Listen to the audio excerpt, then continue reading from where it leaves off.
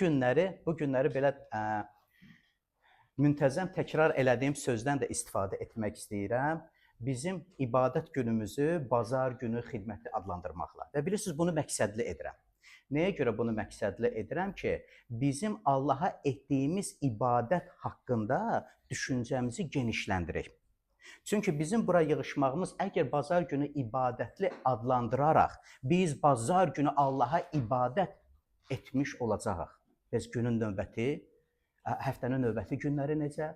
Həmin o günlər də biz Allaha ibadət edirik, yoxsa biz Allaha ibadət etdiyimizi müəyyən bir saatlarda, müəyyən bir günlərlə məhdudlaşdırılmış oluruq?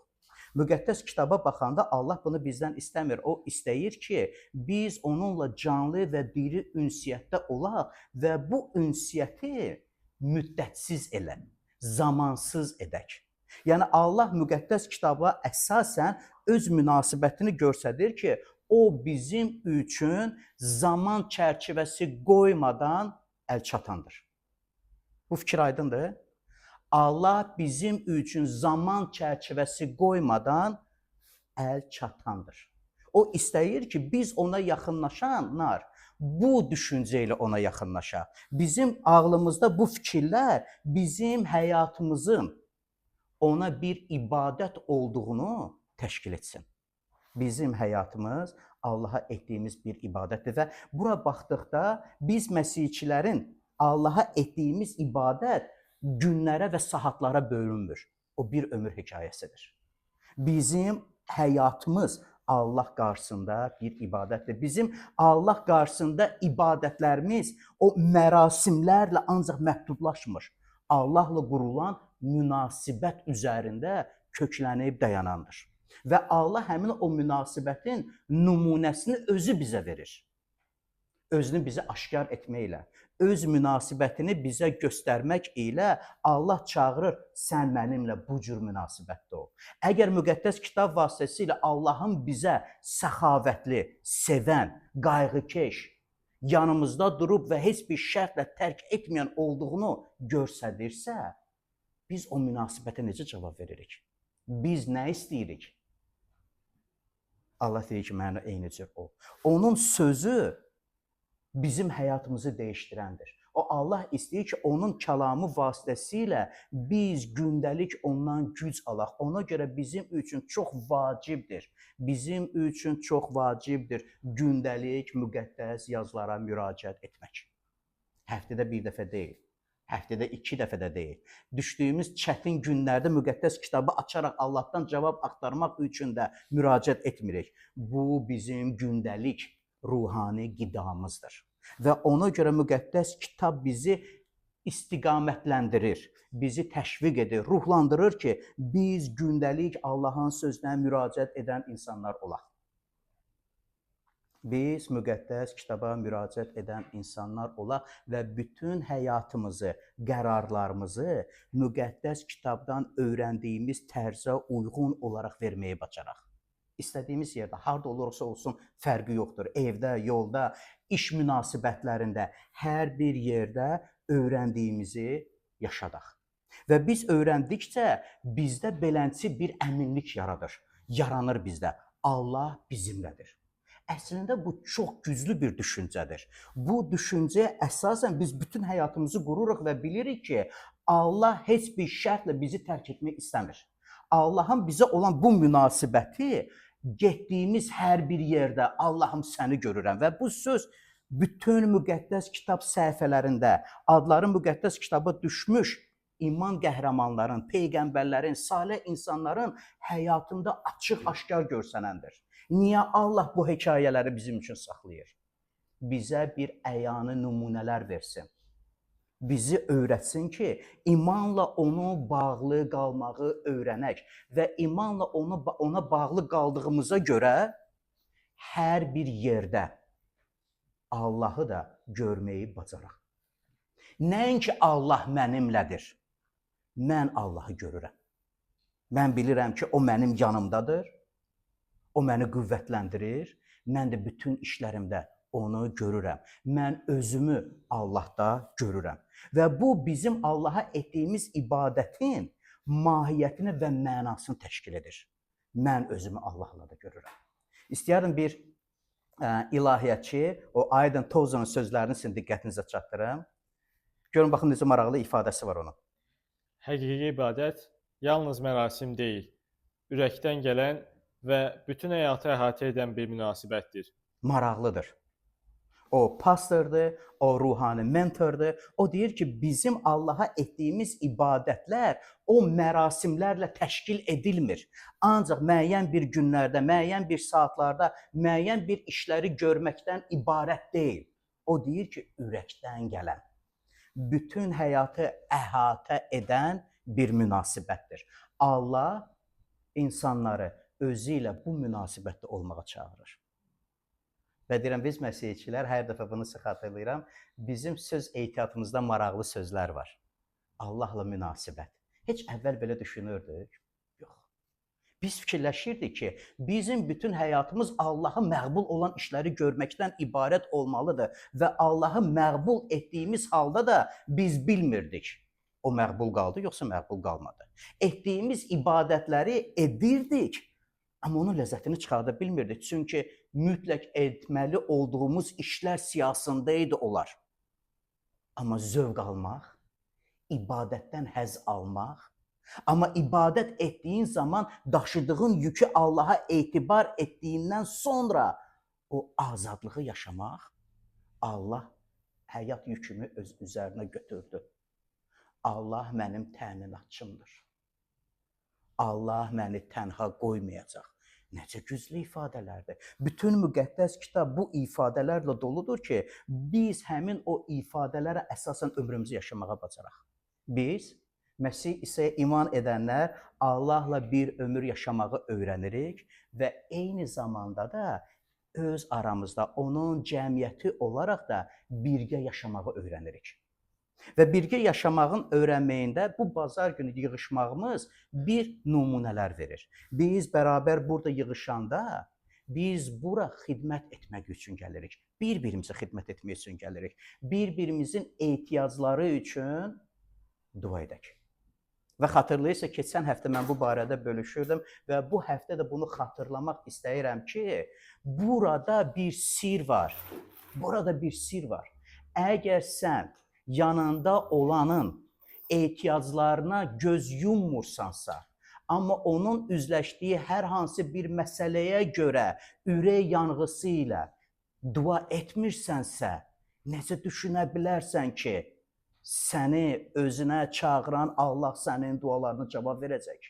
Allah istəyir ki, biz birgə yaşamağı öyrənək və biz başqalarının acılarına acımağı bacaran, ürəyi yandıran insanlar olaq. Sadəcə göz yumub gedən deyil. Sadəcə göz yumub əhəmiyyətsiz olaraq getmək deyil, cavab vermək. Ən yaxşı cavab onunla bərabər dua etməkdir. Ona görə əgər kiminsə ehtiyacını eşidəndə, mən adətən belə deyirəm, deməyin ki, mən sənin üçün dua edərəm. Ayaq saxla, indi dua et. Ayaq saxla və indi dua et. Ürək yanğısına necə istəyərdin sənin üçün dua etsinlər? Necə istəyərdin ki, sənin ehtiyacına üzləşdiyin xoşagəlməz vəziyyətə başqalarının münasibəti olsun? O münasibəti sən görsət. Bizim birgə yaşamağımız bizə kömək edir buna. Biz bərabər burada yığışanda biz Allahı tərənnüm edirik, biz Allahı izzətləndiririk. İlahilər oxuyub, minnətdar olaraq sevinclə Allaha şükranlığımızı bildiririk. Və bilirsiniz, nə qədər çox Allahın bizim həyatımızda gördüyü işlərə görə onu izzətləndiririksə, ona tərənnüm ediriksə, o qədər də Allah tərəfindən həmin o izzətlə öz ürəklərimizi doldurmuş oluruq. Ona görə ilahilər oxuyanda bizə xoş olur. İlahilər oxuyanda sanki yüngülləşirsən, ürəyin sevinclə dolu. Çünki Allahını izzətləndirirsən, ən doğru işi görürsən. Biz bərabər burada yığışanda Allahın həyatımızda gördüyü işlər barəsində şəhadət edirik. Bu bizim Allaha təqdim etdiyimiz həm qurbanlarıdır. Allah mənim həyatımda bu işləri görür. Ona görə minnətdaram. Və nə qədər çox Allahın həyatında gördüyü yaxşı işlər barəsində şəhadət edəcəksənsə, o qədər də sənin daxilin sevinclə, məmnunluqla dolacaqdır. Mən deyirəm, necə də gözəl hisslərdir, hansının ki, təəssüf olsun ki, bəzi insanlar itirdilər. Sevinmək, sevincli ürəkdə yaşamaq, məmnun olmaq, razı qalmaq insanlar isə narazıdır. Hər şeydən səbəb tapmağa çox asanlıqla gəlir. Narazı qalmağa, deyinməyə, şikayətçi olmağa. Bunlarsa insanın özünü incitməkdən başqa bir şey deyil. Amma nə qədər çox Allahın işlərini öz həyatınızda tanıyacaqsınızsa, nə qədər o işlər barəsində şahadət edəcəksinizsə, o qədər də sizin daxili təbiətiniz o sevinclə dolacaq. Məmnun qalmış olacaqsınız. Hər şeyin, hər günün öz zövqünü çıxardacaqsınız. Bizim bərabər toplaşmağımız bərabər yaşamağımıza kömək edir. Biz bunu bir-birimizlə ünsiyyət vasitəsilə edirik. Ona görə WhatsApp qrupları var. O qruplara bölünür. Qadınlar qrupu, gənclər qrupu, kişilər qrupu. Nəyə görə biz bunu edirik? Bir-birimizlə ünsiyyətdə olaq, bir-birimizi ruhlandıraq, bir-birimizin əllərindən tutaq ki, sən tənha deyilsən. Sənin yanında etibar edə biləcəyin insanlar var. Məhz bu birgə yaşamağı öyrənmək məqsədi ilə biz müqəddəs kitabı bərabər öyrənirik. Və öyrəndiyimiz bilirsiniz nədir? Ürəyimizi Allaha açırıq ki, dəyişilək. Biz ürəklərimizi Allah qarşısında açıq saxlayırıq, çünki dəyişilməyə meylliyik. Biz istəyirik ki, Allahın sözü həyatımıza təsir etsin və bunların nəticəsində həmin o dəyişiklikləri yaşayırıq. Allah bunu istəyir, əlbəttə istəyir. İstəyir ki, bu dəyişikliklər ona güvənməyimizə səbəb olsun. Hər müqəddəs kitabın səhifələrində biz görürük ki, Allah ona güvənməyi və etibar etməyimizi səsləyir bizi. Güvən və etibar et. Və nə qədər Allaha güvənməyi öyrənəcəksə, daxilimizdəki o sevinç daha da çox olacaq. Mən tənha deyiləm. Allah mənimlədir və Allahın övladları mənim yanımdadır. Hər zaman ondan dəstək ala bilməyimiz, bilirsiniz bizim həyatımıza necə müsbət təsir edir. Hər zaman biz bilirik ki, düşdüyümüz hər bir vəziyyətdə, hər bir gündə Allah bizə dəstək verəndir. O bizi cəsarətli edir.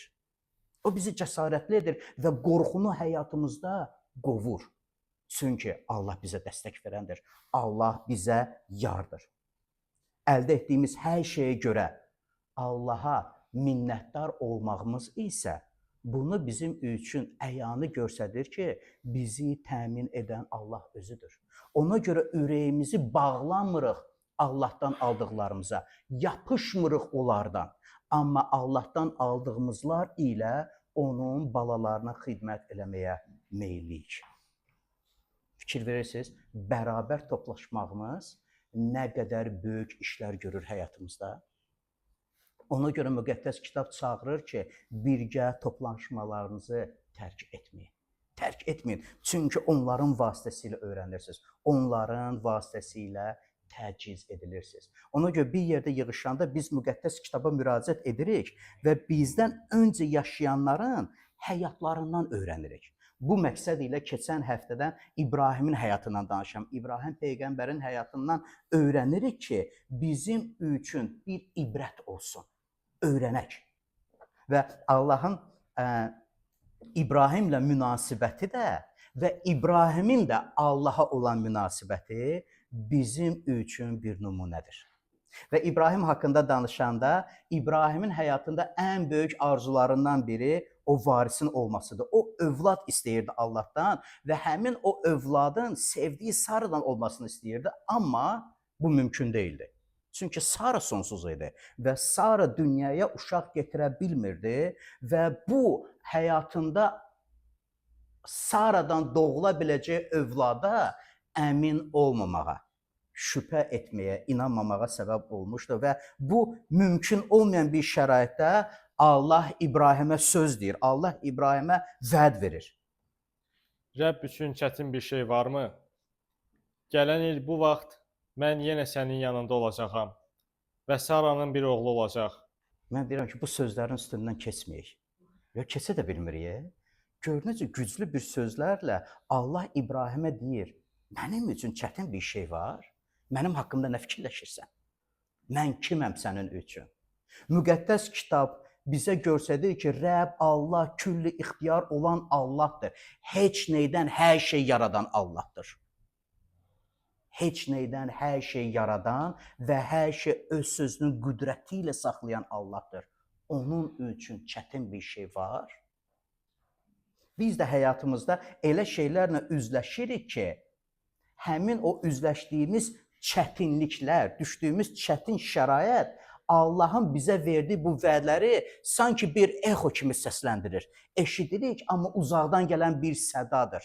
İçimizdə yer almayandır. Mümkünsüzlük düşüncəsi sanki bizdən cəsarəti alır və ümidsizlik quyusuna atır. Orada isə çıxış yoxdur. Çarəsizəm, mümkün deyil və bütün bu çarəsizlikdə, bütün bu mümkün olmayan vəziyyətlərdə Allah deyir, mənim haqqımda nə fikirləşirsən? Mən kiməm sənin üçün? Mənim üçün çətin olan bir şey varmı? İbrahimin həyatına baş verən bu hadisə sənə nə öyrədir? Sənə nə deyir? Və bilirsiniz, bu barədə fikirləşəndə istər-istəməz mən Yəhyanın müjdəsi 15-ci fəsil 7-ci ayədə İsa Məsihin qətiyyətlə dediyi sözləri xatırladım. İstəyirəm sizinlə onları bölüşüm. Əgər məndə qalsanız və sözlərim sizdə qalsa, nə istəyirsinizsə diləyin, sizə veriləcək. Maraqlı bir dəvətdir. İsa dəvət edir, yanımda ol deyir. Mənim yanıma gəl və onun sözləri kim məndə qalsa, məndən ayrılma mənasını verir. Sən öz düşüncələrində, ürəyində, ürək niyyətlərindən məndən ayrılma. Məndən ayrı düşməyi heç düşünmə.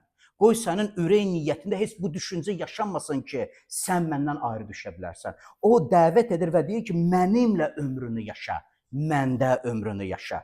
Qoy sənin bütün planların, bütün həyatın məndə qalmaqla olsun. Hətta səhv edəndə belə məndən gizlənmə. Hətta günah edəndə belə məndən gizlənmə. Etdiyin səhv işləri don giyindirib bəraət verməyə tələsmə. Məndən ayrılma. Məndə məskən sal. Bu sözün mənası budur. Məndə məskən sal. Mənimlə ol. İsa deyir, qoy mənim sözlərim, sənə verdiyim öğüt, nəsihətlər, tapşırıqlar, əmrlər, sənə verdiyim məsləhətlər qoy səndə yer alsın, səndə yaşasın. Çünki bu sözlər canlıdır, həyat verən sözlərdir. Sınmış ruhlar o söz vasitəsilə canlanmağa başlayır. Ümidsiz insanlar bu oxuduğu müqəddəs kitabda ayələr vasitəsilə yenidən ümid alırlar. Və onların yenidən aldıqları ümid sadəcə yaxşı olacaq ifadəsi deyil. Allah mənim həyatımda bu yaxşılıqları edəcəkdir. Çarəsiz qalanlar isə çıxış yolunu tapırlar. Çıxış yolu isə Məsih İsa'dadır. Çıxış yolu İsa'ya tərəf dönməkdədir. Və çox maraqlıdır ki, bu sözləri deyəndə İsa şərti formasında istifadə edir. Görürsünüz, cümlənin, ayənin əvvəlində əgər məndə qalsanız. Və bilirsiniz, bəzi insanlar bu sözdə sanki bir mexanizm görürlər. Onda mənim dualarımda Biblə tərkibli sözlər olsun. Mən qəşəng və doğru cümlələrdən istifadə edim ki, Allahın sözü məndə yaşadığını görsədim. Əslində bu mexaniki bir şeylər deyil, burada texnika deyil. İsa göstərir və öyrədir ki, duamızın gücü və duamızın cavabı ömrümüzü ona həsr eləməklə bağlıdır. Əgər Məsih İsa'ya yaxınlaşaraq, onundan öyrəndiklərimizdən ancaq zövq alıb, amma ürəyimizdə yer vermiriksə, onun bizə heç bir faydası yoxdur. Rəbb onunla birgə yaşamağa dəvət edir bizə. Yenə də qayıtmaq istəyirəm o fikrə ki, biz məsihçilərin istifadə etdiyimiz sözlər çox maraqlıdır. Heç bu barədə fikirləşərdik, Allah onunla birgə yaşamağa bizi dəvət edir. Allah onunla birgə yaşamağa bizi dəvət edir. Müəyyən bir günlər, saatlar, ibadətlər yox. Hansısa bir mərasimlər deyil. Allah üçün bu maraqlı deyil. Doğru başa düşün mənim dediklərimi. Allah üçün bizim ona etdiyimiz ibadətlərin təşkili nə qədər gözəldir, onu təşkil etsək də, onun üçün az əhəmiyyətlidir. Çünki onun üçün vacib olan ürəyimizi ona həsr etməkdir. Əgər ürəkdən ona tərəf dönməmişiksə, onda hər şey öz gücünü, öz mənasını itirmiş olur. Buna görə müqəddəs kitab bizə bu təklifi verir. Seçimimizi etməyə. Və qanun təkrarında 30-cu fəsildə 19-cu, 20-ci ayələrə diqqət yetirin. Necə maraqlı və ciddi sözlər var burada. Qarşınızda həyatla ölümü, xeyir-dua ilə lənəti qoyduğum üçün bugün göyü və yeri sizə şahid tuturam. Həyatı seçin ki, siz və övladlarınız yaşaya biləsiniz. Bəlkə bir neçə saniyəlik pauza getirək, fikirləşək. Allah deyir, mən seçim verirəm sənə. Mən sənə seçim verirəm. Ölüm və həyat nə istəyirsən? O deyir, mənimlə yaşa. Qoy sənin bütün həyatın etibar ilə, güvən ilə mənə bağlı qalsın. Allah öz münasibətini bizə aşkar edir müqəddəs kitabda və öz səxavətini, sevgini, sədaqətini dəfələrlə bizə xatırlayır. Və deyir, məndə qal. Əgər məndən getməyə fikirləşirsənsə, əgər ancaq müəyyən bir günlərdə ancaq gəlib ibadət edib gedirsənsə, bax sən özünü nədən məhrum edirsən. Özünü məhrum etmə. Davam edək. Allahınız Rəbbi sevin. Sözü qulağınızda qalsın və ona bağlanın. Çünki sizin həyatınız odur. Belə etsəniz, Rəbbin ata-babalarınız İbrahimə, İshaqa və Yaquba verməyi vəd etdiyi torpaqda sizi uzun ömürlü edəcək. Maraqlıdır. Gör necə təklif edir. Rəbb Allahınızı sevin. Sözü qulağınızda qalsın. Ona bağlanın. Çünki sizin həyatınız odur. Qoy sənin həyatın Allahına bağlı qalsın. İbrahimin həyat nümunəsi məhz buna işarə edir. Məhz bunu öyrədir ki, İbrahim Allahdan eşitdiyini etdi. Allah ona dedi, get Kanana və köçdü Kanana. Təcrübəsi olmadığı həyatı yaşamağa başladı. Səhralarda quyu qazaraq öz ailəsi üçün belə su şəraiti, su təchizatını edirdi. Heç vaxt bundan qabaq etməmişdi axı. Amma bilirdi ki, Allah ondan istədiyi orada qalmaqdır. Və bilirsiniz, ömrünün sonuna qədər oradan ayrılmadı. Çünki o bilirdi ki, Allah ondan nə istəyir. O bilirdi. Allah səndən nə istəyir? Sənin həyatının ən böyük arzusu nədir? Nəyə görə öz vaxtını, gücünü, pulunu sərf edirsən ki, əldə edəsən? Rəbb Allahınızı sevin. Sözü qulağınızda qalsın. Ona bağlanın. Çünki həyatınız odur. Gəlin bu barədə düşünək. Gəlin İbrahimin nümunəsi sadəcə afərin İbrahim Peyğəmbərə necə də bir ömür yaşadı. Mən də o nümunəyə uyğun olaraq ömrümü yaşamaq istəyirəm. Allah mənə təyin etdiyi işləri görmək istəyirəm. Allah mənə dediyi tərzdə yaşamaq istəyirəm. O isə mənə deyir, məndə qal. O məndən istədiyi məndə qal. Mən sənə dediklərimi həyatın üçün rəhbər tut. Ailəndə onları yaşat. Nigahda onları yaşat. Övladlarını tərbiyə verəndə onları yaşat. Valideynlərlə münasibətdə olanda onları yaşat. Mənə xidmət edəndə onları yaşat, deyir Allah. Yaşat onları. Sadəcə bilən deyil, başqalarını yol göstərən deyil, onu yaşayıb onun dadını çıxardanlardan ol. Biz də deyir, elə olmaq istəyirik. Amin. Gəlin elə olaq. İstərdim qısa dua edək və bu ilə də bitirək və sonra isə tərənnüm edəcək. İzzətlər edəcək.